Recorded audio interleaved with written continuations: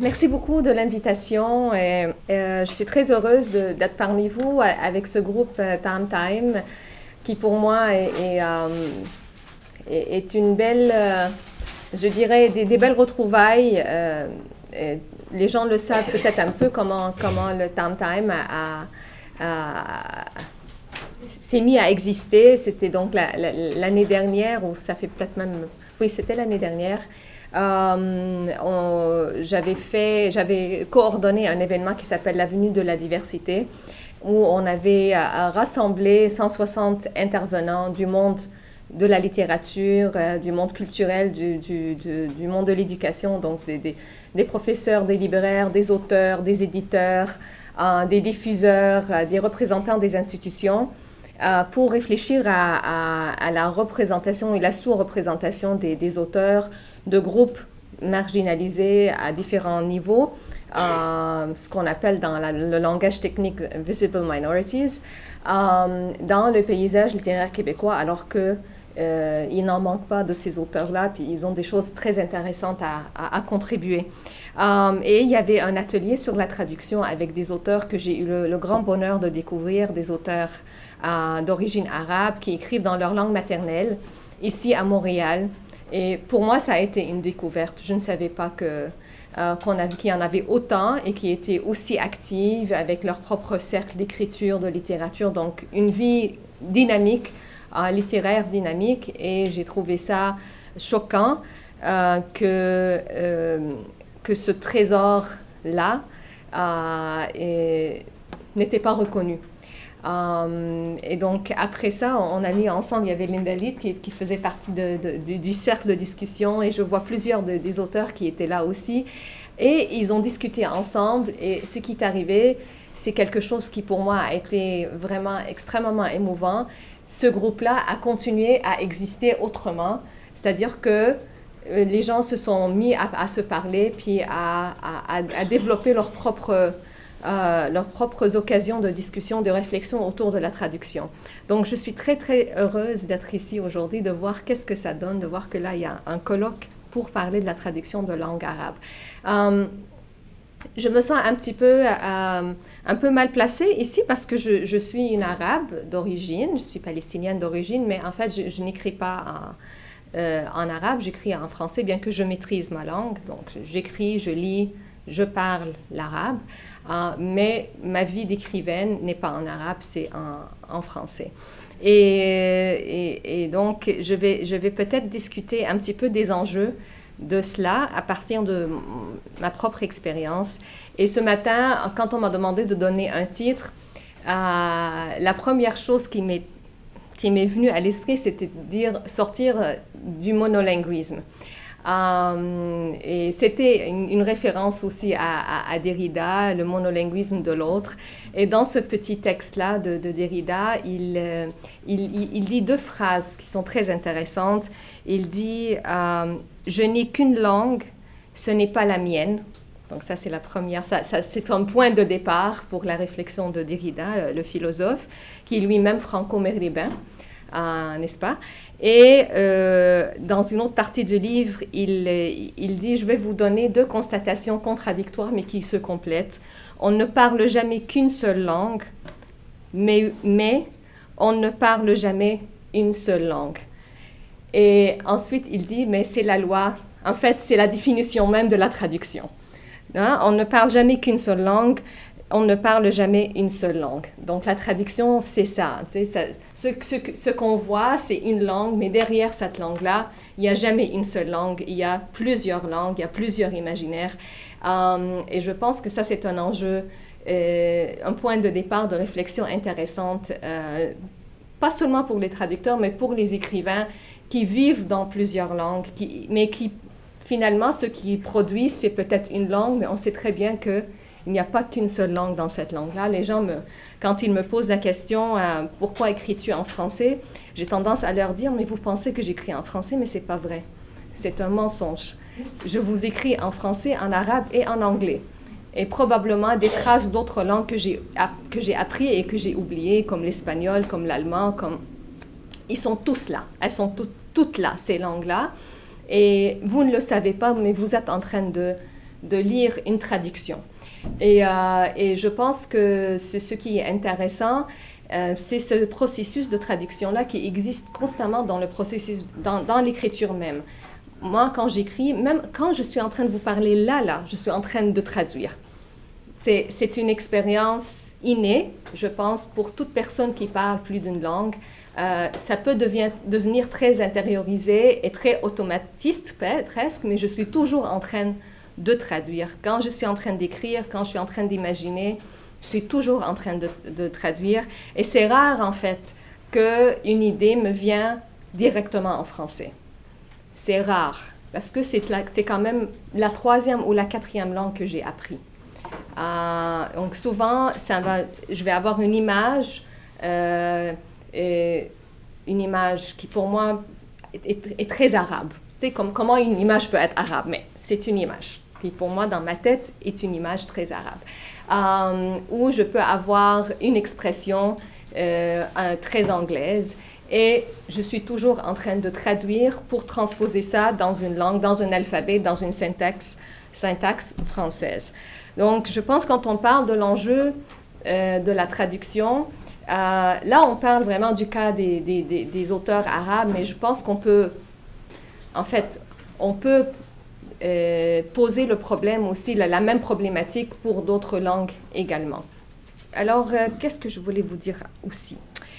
Alors, je pense que l'enjeu de traduire de l'arabe au français ici est plus qu'un enjeu linguistique. Il y a derrière cela tout un imaginaire qu'on est en train de faire exister. Et ce qui est intéressant, c'est qu'il y a comme une espèce d'inversement du rapport à l'autre. Il y a beaucoup dans la littérature québécoise maintenant, il y a cette tendance qu'on appelle la tendance de l'extraterritorialité. Les écrivains, pour la plupart des écrivains québécois, je dirais d'ascendance canadienne, française, ça c'est la terminologie anthropologique, même si politiquement c'est pas correct, mais les anthropologues, c'est comme ça qu'on dit ça. Et on voit de plus en plus de romans où on écrit sur l'autre, un autre lointain. Des personnages qui sont ailleurs, qui sont dans le monde arabe, qui sont en Afrique, qui sont en Chine, Et c'est présenté comme une espèce d'ouverture, d'élargissement de l'imaginaire québécois et même comme une espèce d'affirmation de l'identité québécoise en disant que voilà, on se place dans le monde, on se permet de parler de l'autre. Et la problématique avec cette question-là, il y a 2 problèmes. Une fois, il y a eu un article justement sur cette extraterritorialité et il y avait une chronique dans Le Devoir et la chroniqueuse littéraire faisait comme une espèce de anthologie de tous ces auteurs québécois qui nous présentent le monde, qui nous permettent de rencontrer le monde. Et ce qui m'a étonnée, il n'y avait aucun auteur dans la liste qui était un auteur qu'on peut appeler un auteur de la diversité. Comme si, alors que les auteurs qui écrivent ici en français, souvent, ils parlent d'autres lieux, d'autres temps, dans le sens où ce sont des lieux, souvent qui viennent de l'origine de l'auteur. Donc, moi, qui écris sur la Palestine, je ne suis pas dans l'extraterritorialité québécoise. Mais Anaïs Barbeau-Lavalette, qui écrit sur la Palestine, elle est en train de vous présenter la Palestine. Vous voyez la différence. On peut analyser ça de toutes sortes de façons, mais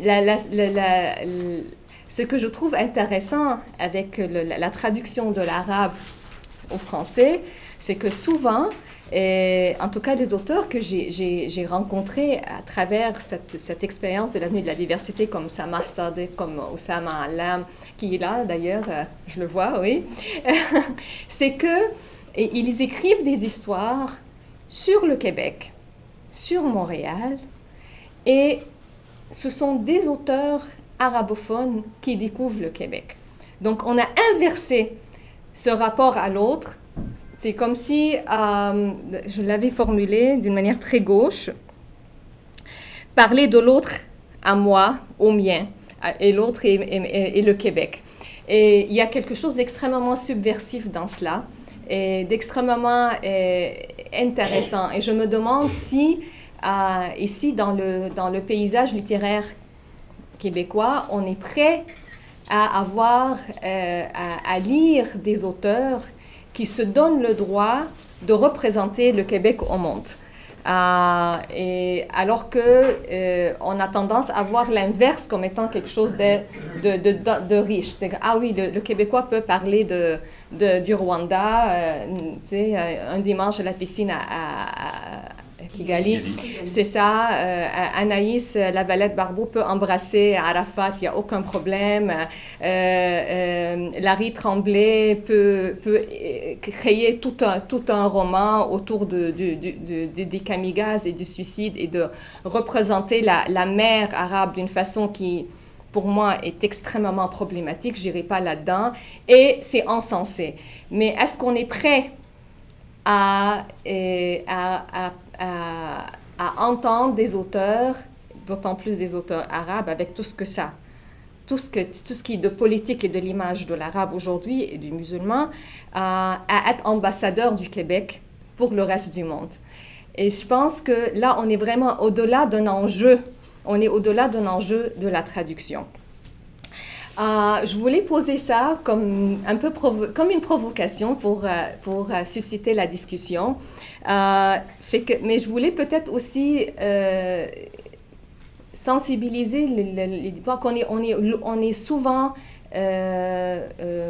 loin de simples questions linguistiques. Je vais vous terminer avec un autre exemple. Comment la traduction, j'ai commencé en vous disant, j'écris en français, mais en fait, le produit est français, mais l'imaginaire est autre. Je vais donner un exemple que j'avais eu quand je faisais mon roman L'ombre de l'Olivier. 2 exemples. Alors, il y a un exemple où je parlais du bulldozer. Okay? Vous savez, je suis d'origine palestinienne. Le bulldozer a une signification extrêmement, extrêmement politique. Alors, moi, j'écrivais toujours le bulldozer, le bulldozer, le bulldozer. Et la correctrice m'avait tout changé ça en disant un bulldozer, un bulldozer, un bulldozer. Elle me dit, mais c'est une machine. J'ai dit, mais pour vous, c'est une machine. Pour moi, c'est un monstre. Alors, c'est pas un bulldozer. C'est pas neutre. C'est le bulldozer parce qu'il y a une image très forte du bulldozer qui vient et qui détruit. N'est-ce pas? Un autre exemple d'enjeu de traduction, à un moment donné, je parlais d'un personnage et j'écris « Il est un rêveur ». Elle me dit « Non, c'est un rêveur ». Et là, je dis « Non, il est un rêveur ». Elle m'a dit « Mais on ne dit pas ça en français ». J'ai dit « Je sais que vous ne dites pas ça en français, mais pour moi, le « ce » est objectivant. C'est comme chosifier un humain. Et c'est péjoratif quand on dit « Ah, c'est un rêveur ». Mais si on dit « il est un rêveur », c'est que son métier était de rêver. Et ce n'est pas quelque chose de péjoratif. Et ça vient aussi de l'anglais. On ne dit pas « it is a dreamer »,« he's a dreamer »,« she's a dreamer »,« they are dreamers ». Ça n'existe pas le « c'est un rêveur ». Donc, il y a aussi un petit peu d'anglais qui vient de ça. Et souvent, j'étais dans des discussions où il n'y avait pas une erreur dans la règle, mais il y avait une espèce de dissonance entre son imaginaire, la correctrice, et mon imaginaire. Et je devais souvent lui expliquer des choses qui vont au-delà de la langue pour arriver à une correction, une révision qui ne trahit pas ce que j'essayais d'exprimer au-delà de l'alphabet. Donc, je pense que je vais peut-être arrêter là. Je voulais simplement vous lancer ces pistes-là et voir après ça comment on peut discuter de ça. Merci.